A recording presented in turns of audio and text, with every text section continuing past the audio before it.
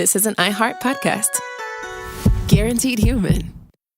The president thought, I think originally, that if we showed determination, that we'd be dealing with rational people and we could find some kind of a deal. He probably thought it would happen 6 or 8 weeks ago. But in fact, we're dealing with religious fanatics, and I think they may well be prepared to offer remarkable concessions, more than I would have guessed, because they see that over the next 3 or 4 weeks, the writing's on the wall. You're listening to the 47 Morning Update with Ben Ferguson. Good Thursday morning. Nice to have you with us on the 47 Morning Update, and we've got a major story for you coming out of the White House. The Trump administration has now put out a new counterterrorism strategy. It will be an aggressive response with border security and what they're describing as hemispheric safety.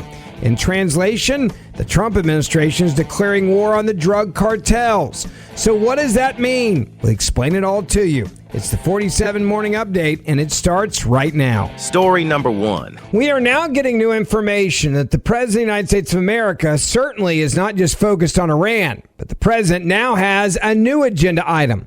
It is counterterrorism strategy that is going to be aggressive in its response, as well as border security and hemispheric safety. So what does that actually mean? Well, the new White House counterterrorism strategy document is now looking to seize the initiative from terrorists as well as criminal cartels by taking aggressive action against hostile regimes, keeping America's borders secure, to minimize threats at home, and also, they say, to push malign foreign influence out of our Western Hemisphere. Quote, our new U.S. counterterrorism strategy is a return to common sense and peace through strength, the president said in his forward to the plan. As I said, after our first successful counterterrorism mission, just days after I was sworn back into office, if you hurt Americans or are planning to hurt Americans, we will find you and we will kill you. The president not backing down. Now, Trump's introduction and the rest of the document were highly critical of the counterterrorism strategies that we've had in the past. They've been pursued, by the way, by both Republican and Democrats. And Trump said he returned to the White House in 2025 to find 4 years of weakness, failure, surrender, and humiliation under the last Biden administration. Now, the body of the White House counterterrorism strategy document made it very clear that it faulted the Biden administration for perverting national security into an endless crusade against its domestic political enemies. That would obviously be Donald Trump and other conservatives. That destroyed public confidence in the honesty and accountability of American security agencies. The document also blasted the Democratic president, Joe Biden, and Barack Obama for ignoring what is described as a growing threat of criminal cartels, appeasing hostile powers in ways that made further hostility look profitable, and above all, for throwing the borders open to admit everything from vicious criminals to hostile foreign operatives, including those on the terrorist watch list. Now, to be clear, this wasn't all partisan, because the Trump team also criticized the Bush administration for failing to confront the dangers of Islam head on, giving a hostile ideology plenty of time to put down roots on American soil. Now, both Democrat and Republican administrations have clearly been slow not only to condemn or counter jihadi purges against Christians in the Middle East and Africa, and the Trump administration is saying that indifference not only was brutal to the persecuted Christians, but it was also dangerous for the entire world because it allowed jihadists to consolidate their grip on territory, as well as seize money and resources to continue to operate and grow, and to begin dismantling the weakened governments of Africa as well. So this new counterterrorism strategy, number one, it recognizes the threats close to the American homeland and says those are the most immediate and dangerous. It prioritizes neutralization of hemispheric terror threats by incapacitating cartel operations. Let me say that again. Incapacitating cartel operations until these groups are incapable of bringing their drugs, their members, and their trafficking victims into the United States of America. Now, let's just stop there and break that down. When you look at what the president just used in his words in the White House, saying he's ready to incapacitate cartel operations, That means going after their drug operations. That means going after their drug houses. That means going after their manufacturing houses. Many of those, by the way, are in Mexico. And then he says, we're not stopping until these cartels are incapable of bringing their drugs. He noticed that he uses drugs first, then their cartel members second, and their trafficked victims into the U.S. So what the president is doing is declaring war on the drug cartels and declaring war not only on their drugs, but also their members.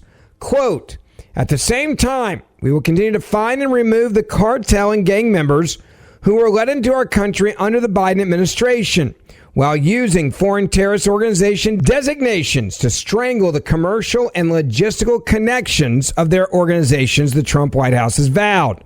Now, the White House also held up its strikes against cartel drug boats and the capture of narco-terrorist dictator Nicolas Maduro of Venezuela as examples of its aggressive approach to hemispheric security. The document noted that maritime drug smuggling has decreased by more than 90% since the drug boat strikes began, and some of those smuggling and financial networks are also used by Islamic terrorists. Now, the White House argued that making its determination to achieve hemispheric security clear and demonstrating America's ability to act decisively towards that goal is crucial to bringing America's neighborhoods into the Western Hemisphere and bringing them on board. So the president is now saying clearly, we're moving on to step 2, phase 2. We are going after the drug dealers, the drug cartel members, the leadership, and where they're making their drugs.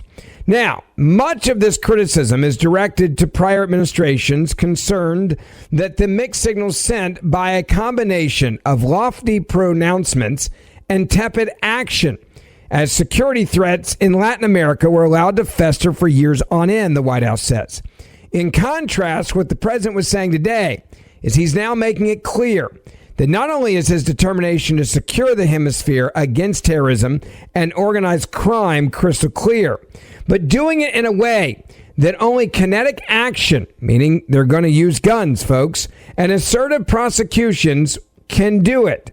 Now, this new strategy also has a second priority, and that is this: the targeting and destruction of the top 5 Islamic terror groups that have the intent and the capabilities to execute external operations against the United States of America.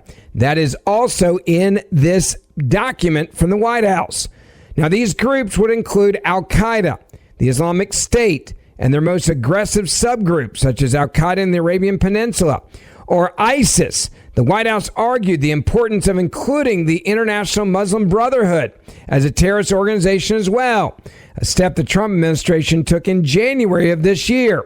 And then the third priority of this new CT strategy was to depoliticize security agencies that were weaponized under the Biden and Obama administrations. They want to take action against the growing threat of violent left extremist groups in this country, whose bloody handiwork included the assassination of Charlie Kirk by a radical who espoused extreme transgender ideology. Again, this is in the White House's document.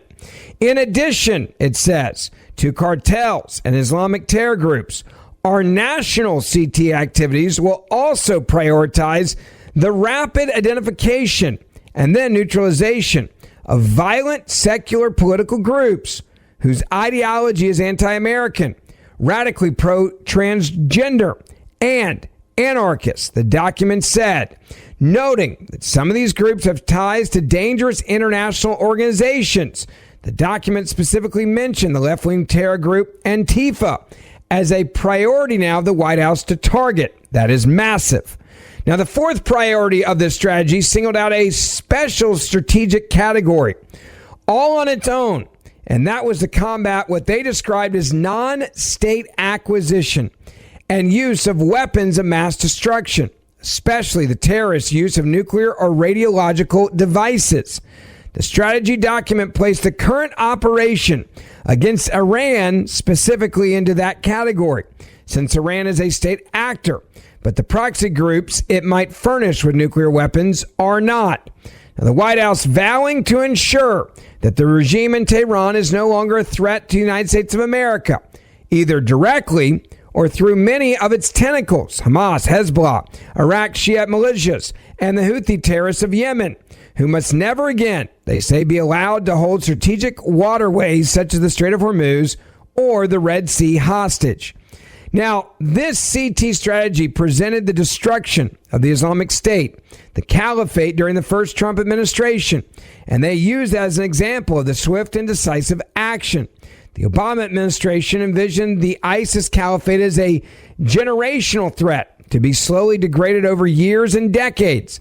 But President Trump unleashed the greatest fighting force in the world that we've ever seen. And within a matter of weeks, the jihadi insurgency, which controlled vast territories across Iraq and Syria, well, they were gone. ISIS then fell back to Africa. And that is leaving governments like Nigeria and Somalia with solid control over mere fractions of their own territory. Well, the Trump 2026 strategy, they say, envision tackling these threats by rebuilding bilateral CT relations with African governments who have been ignored or insulted, they say, by the Biden-era neocolonial policies focused on globalist left-wing cultural issues. Now, this was a blunt acknowledgement of the uncomfortable truth that some African nations have grown reluctant to partner with America or Europe on security issues because they fear agendas like homosexual and transgender rights will be forced upon them. Some of those nations prefer to partner with Russia or China as a result, and the results have been disastrous for Africa and world security. So the Trump White House has proposed reversing the dynamics by marrying CT cooperation with the stabilizing effort and effect of heightened trade and commercial relations, as witnessed by President Trump's historic peace deal between Rwanda and the Democratic Republic of the Congo. An example of how security is a prerequisite, he says, for prosperity. So here we are, common sense and realism. That is the major theme of this new strategy laid out by the White House, especially on the delicate subject of expecting allies like the Europeans to begin shouldering more of the burden of their own security. The document blasted the European governments for creating a permissive operating environment for plotting against Europeans and Americans by allowing a conglomerate of nefarious actors like Al-Qaeda, ISIS, cartels, and state actors to exploit Europe's weak borders and diminish CT resources, saying this: it is unacceptable that wealthy NATO allies can serve as financial, logistical, and recruitment hubs for terrorists, the document bluntly declares. Unfettered mass immigration has been the transmission belt for terrorists, it warned. Europe can be strong again if it rediscovers traditional principles of freedom of speech, has honest conversations about Islamism, devotes sufficient resources to mitigate terrorism and cartel threats within its nations, and then gets serious about global threat intelligence. Finally saying this: it is clear to all the well-organized hostile groups that have exploited the open borders and related globalist ideals, the more these alien cultures grow and the longer current European policies persist, the more terrorism is guaranteed.